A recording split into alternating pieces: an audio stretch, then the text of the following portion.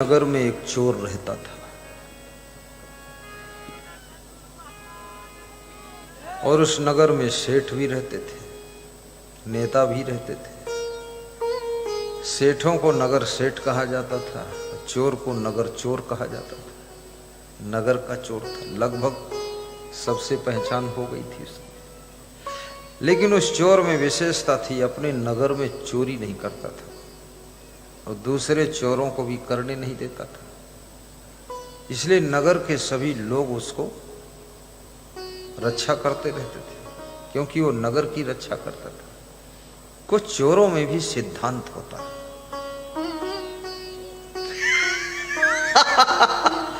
हाँ, कुछ नियम होते, कुछ नेताओं में भी सिद्धांत होता है।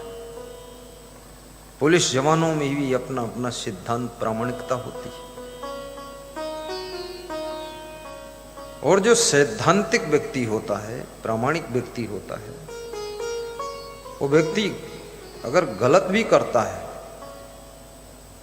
तो सीमा से ज्यादा गलत नहीं करेगा, एक लिमिट में रहेगा।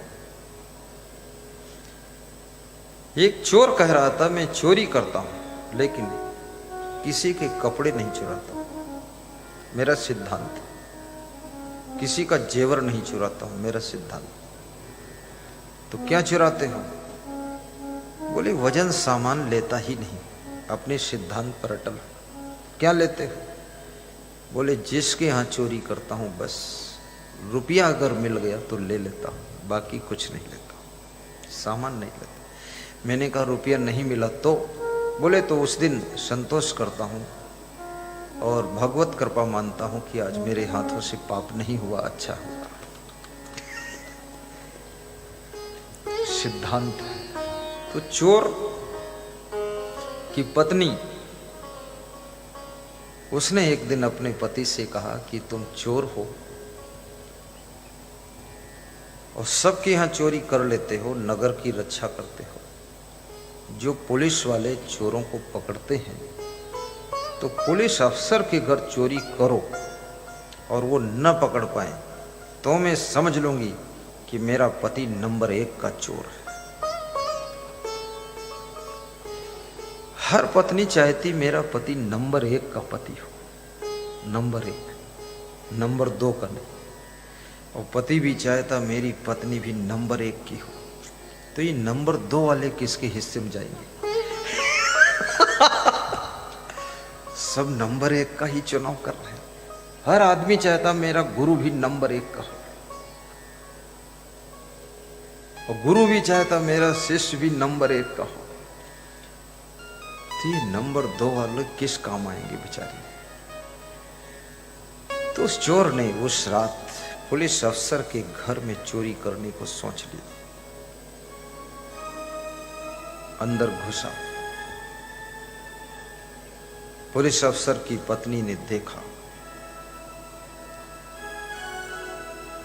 और उसी सूटकेस को खोला जिसमें रुपये थे।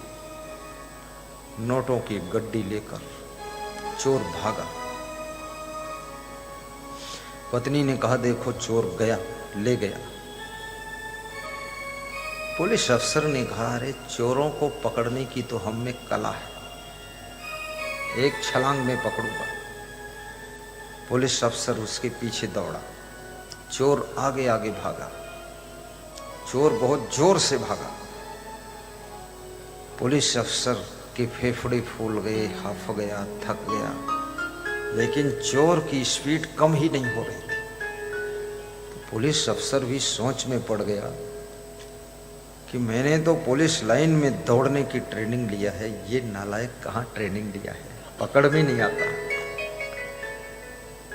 भाग गया, लेकिन पुलिस अफसर ने पीछा नहीं छोड़ा, क्योंकि घर का मामला, बदनामी ज्यादा।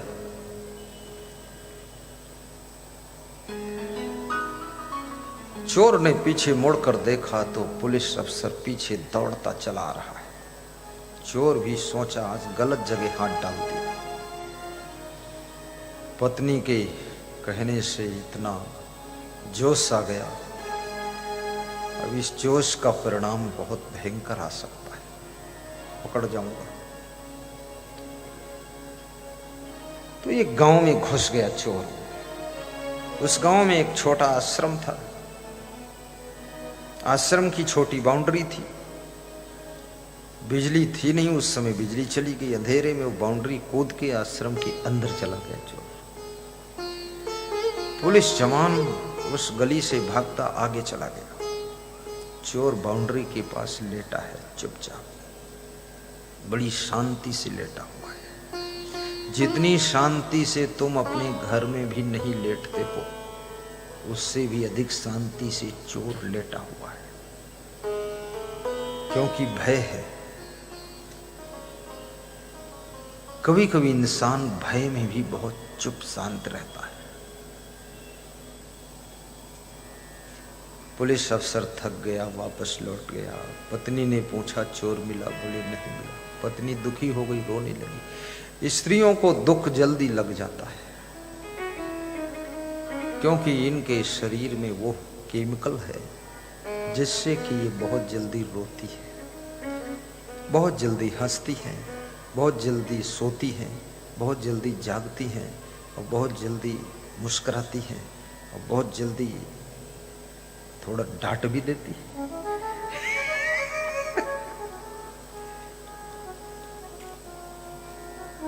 रोना सीखना है तो स्त्रियों से सीखो। इसलिए स्त्रियों का हार्ट अटैक बहुत कम होता है, क्योंकि रोने से, आंसुओं के माध्यम से बॉडी के भीतर से वह केमिकल स्रावित हो जाता है, जिसके दुष्प्रभाव से हार्ट अटैक होता है। इसलिए हार्ट अटैक का सबसे पहला इलाज है, महीने में एक बार कम से कम रो लिया करो। ये बिल्कुल सच है। अब घर में रोने में शर्म लगे तो गेहूं के खेत में जाकर रो।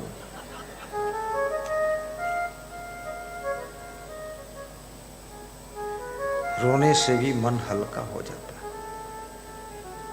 आंसुओं से सब केमिकल निकल जाता है।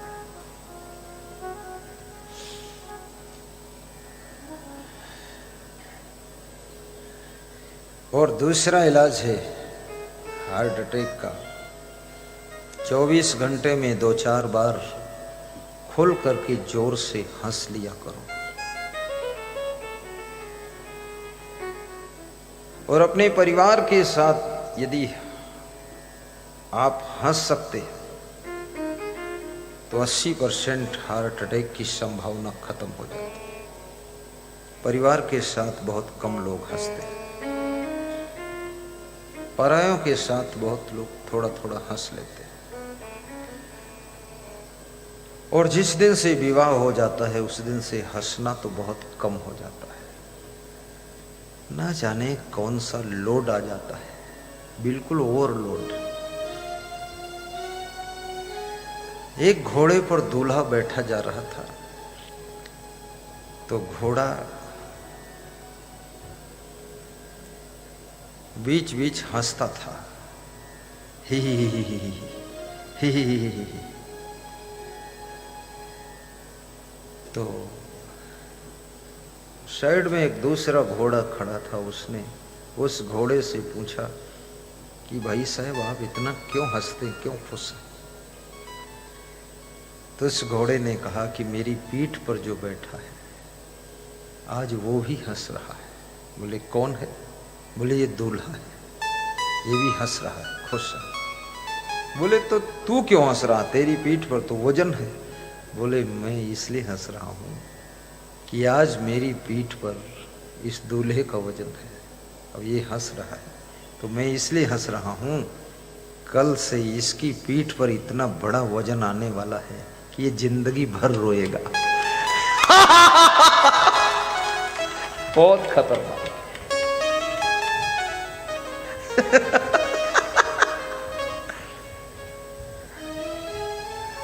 बहुत अच्छा लगा।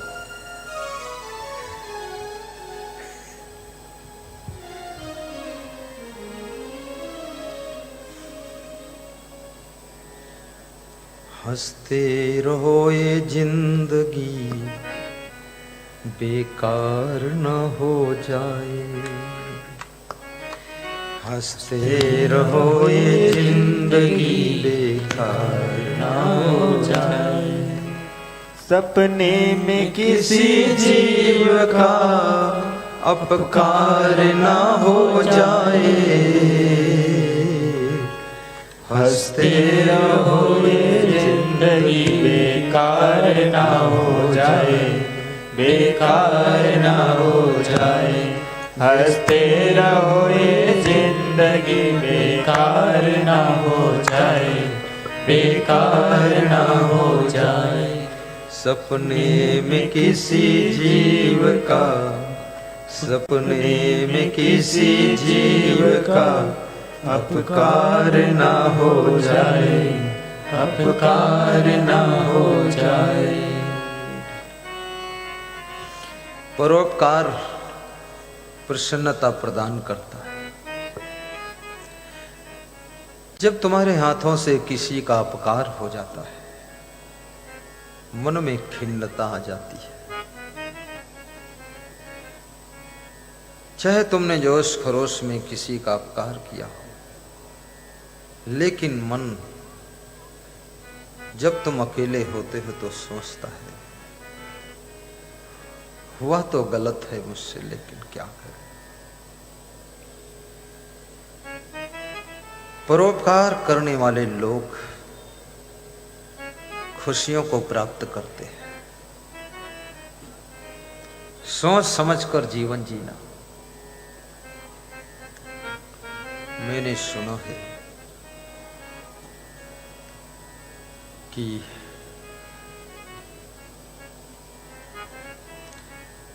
भावनगर के महाराजा अपने आम के बगीचे में बैठे हुए थे। आम का बगीचा बहुत बड़ा था, उसके चारों ओर बाउंड्री थी और बाउंड्री के बाहर सड़क थी। एक राहगीर 3 दिनों का भूखा बाउंड्री के बाहर सड़क पर जा रहा है।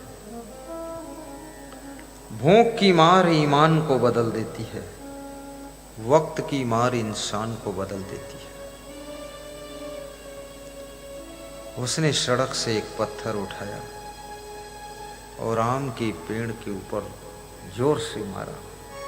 2-4 आम के फल गिरे। खुश हो गया। भूख न जाने बासी भात, नींद न जाने टूटी खाट, प्यास न जाने धोबी घाट। ठीक से प्यास लगी हो, धोबी के घाट पर तो बहुत कपड़ों का मैल होता है, फिर भी आदमी पानी पी लेता है। नींद खूब आ रही हो, टूटी खाट पर भी आप सो जाते हैं। बिस्तर की जरूरत है। कई रिक्शा चलाने वाले लोग रिक्शे पर ही सो जाते हैं। और कितने लोगों को डबल बेड पर भी नींद नहीं आ रही। बेड तो डबल है, नींद सिंगल भी नहीं। नींद नहीं आ रही। और जब नींद ना आए और भूख ना लगे तो समझ लेना आपके जीवन में मन में कोई चिंता है, मन में कोई टेंशन है, आपके शरीर में कोई बीमारी जन्म लेने वाली है। भूख ना लगना बड़ी बीमारी का संकेत है, और ठीक से नींद ना आना भयंकर बीमारी का संकेत है। ज्यादा बीमार होंगे आप। और इस दुनिया में कितना ही जाग लो, पर बहुत कुछ होने वाला नहीं। तुम 22 घंटे जागो, पागल बन जाओ, किसी कोई मतलब ही नहीं तुमसे।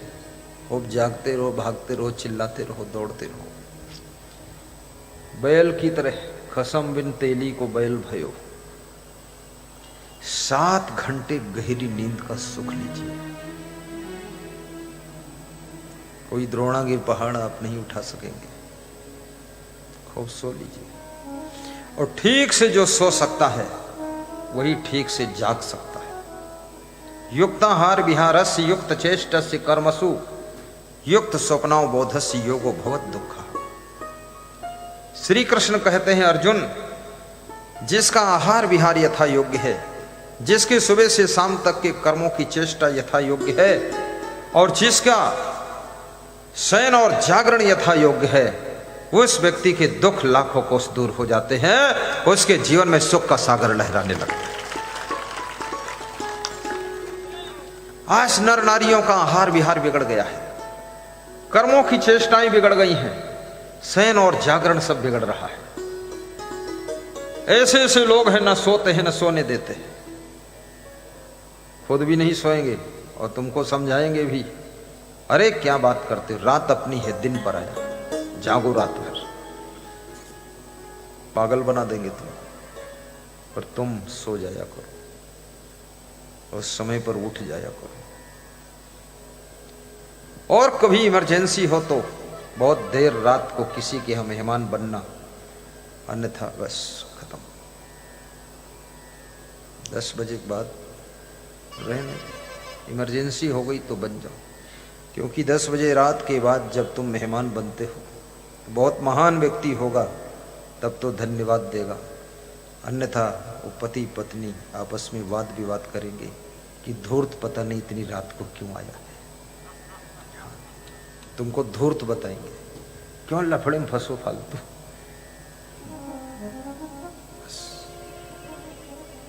और ये भी याद रखना, अगर कोई 10 बजे 11 बजे 12 बजे रात को मेहमान बनता है तुम्हारे यहाँ, तो तुमको दिल से बहुत मानता है, इसलिए तुम्हारा चुनाव किया है, अन्यथा किसी को किसी के यहाँ रात को सोने का टाइम है ही नहीं। आपके यहाँ अगर कोई आया है तो उसको इंसान नहीं भगवान के रूप में बिठाकर सेवा कर देगा। अतिथि देवो भव। श्वेतेश्वर उपनिषद के ऋषि ने कहा है, विशेष अतिथि के रूप में पूर्व विधायक नरसिंहगढ़ से श्री मोहन जी शर्मा साहब पधारे हुए। इस उम्र में भी वे बड़े ठीक ठाक दिख रहे। जरा खड़े होइए, सब देख लें, आप देख लो। ये अच्छा है, ठीक ठाक दिख रहे कि? हाँ, अब बाल सफेद हो गए वो अलग बात है, लेकिन अंदर से मजबूत है, वे स्ट्रांग है। अभी वो 10 साल और विधायक और मिनिस्टर बन के सेवा कर सकते। अब तुम लोग चाहोगे तो फिर बना दोगे, और नहीं चाहोगे तो फिर अपना आराम करें, हमारे साथ सत्संग सुने। कृपा कर दो। कृपा सिंधु मुझे अपना बना लोगे तो क्या होगा। लिए जाओ, उधर ले जाओ। एक माला गुरु को थमा दोगे तो क्या होगा। मांगीलाल प्रजापति निवानिया से सप्रेम भेंट माला। वाह, माला दिया पर माल कुछ भी नहीं दिया। डीजल डालने के पैसे नहीं रह जाएंगे, गुरु निपट जाएंगे इस तरह की भेंट बंदगी में। हाँ,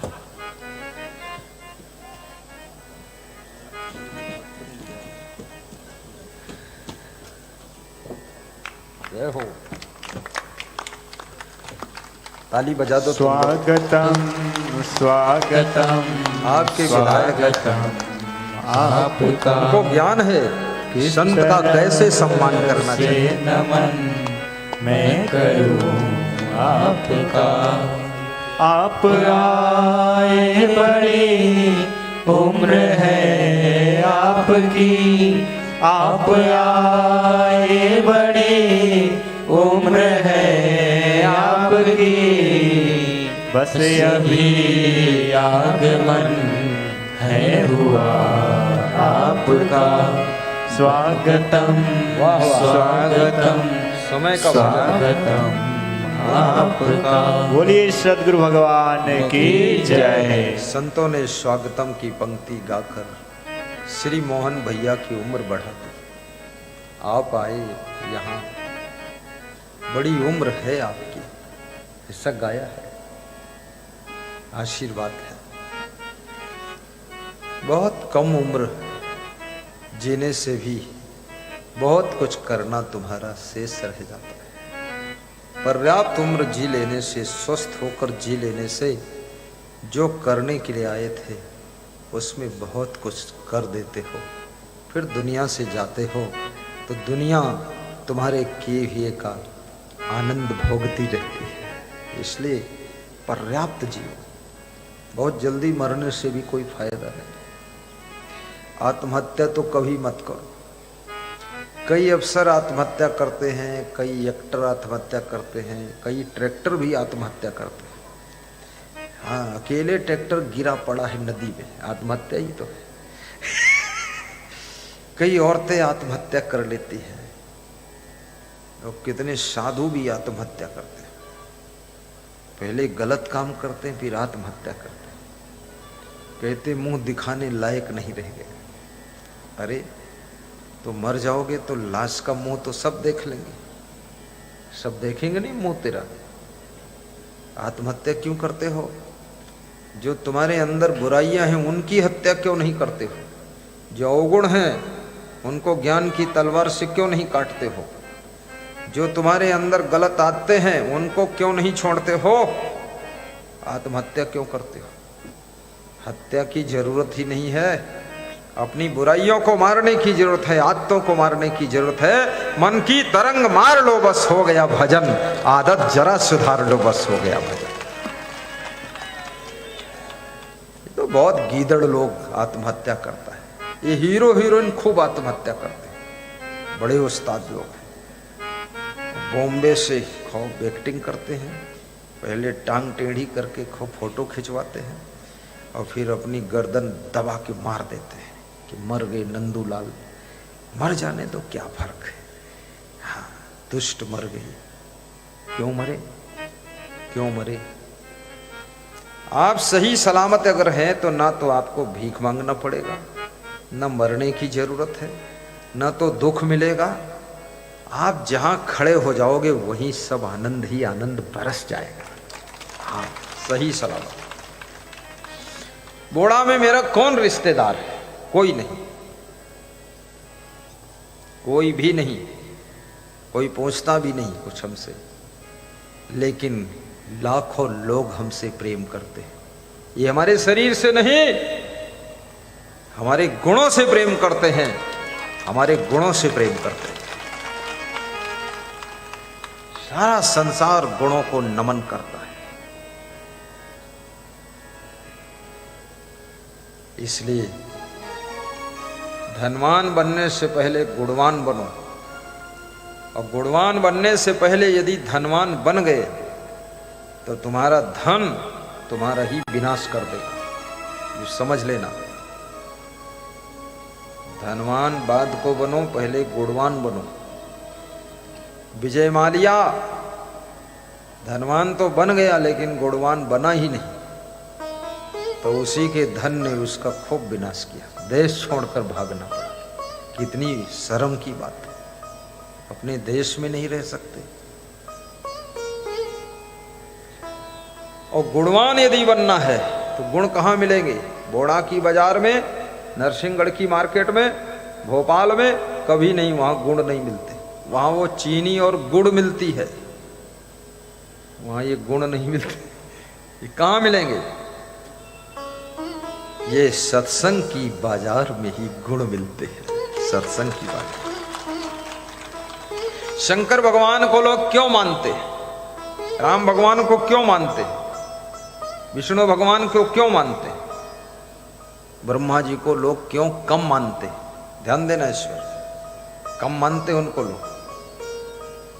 विष्णु भगवान की मूर्ति लोग रख लेंगे, लक्ष्मी जी की रख लेंगे, राम की रख लेंगे, लक्ष्मण की रख लेंगे, सीता जी की रख लेंगे, शिव जी की रख लेंगे, पार्वती जी की रख लेंगे, लेकिन ब्रह्मा जी से लोग थोड़ा डरते हैं। मैं पूरी बात नहीं बताऊंगा क्योंकि किसी के बारे में पूरी बात बताना ही नहीं, अधूरी, ताकि अगली बार फिर आओ तो पूरी सुनने के लिए। भगवान में इतने गुण हैं। शंकर जी के डमरू में 64 गुण थे। तो सोचो शंकर जी में कितने गुण होंगे। और आजकल के आदमी में 64 गुण तो नहीं है, लेकिन 164 अवगुण जरूर है। हाँ, ऊपर से बोलता चला जा रहा ओम नमः शिवाय, ओम नमः शिवाय, और भांग घोटाए और दारू पीवाए। अरे शिव जी का नाम लेते हो, सत्यम शिवम सुंदरम हो जाओ, सत्य की राह पर चलो, जीवन को सुंदर बनाओ। और शिव का अर्थ होता है विनाशी, जिसकी कभी मृत्यु नहीं होती है। अविनाशी स्वरूप आत्मा का बोध प्राप्त करो। भगवान का नाम लेकर के, और भगवान का नाम ना लो तो क्या दारू पीने में पाप नहीं लगेगा? कितने लोग कहते हैं अरे वो तो मंदिर में भी जाते हैं और ऐसा काम करते हैं, और हम मंदिर में नहीं जाते, हम बहुत वो ऐसा काम करते हैं। तुम्हें और डबल पाप लगेगा। वो तो मंदिर में जाके कुछ पाप काट भी देता है, जाकर एक तरफ पुण्य भी कर लेता है, और तुम एकदम गंदे नाले में पड़े हुए हो। तुम सोचते हो हम बहुत चतुर हैं, बिल्कुल भक्ति नहीं करते हैं, पाप खूब करते हैं। भगवान सब देख रहा है, पकड़े जाओगे। भगवान के घर देर है, अंधेर नहीं है।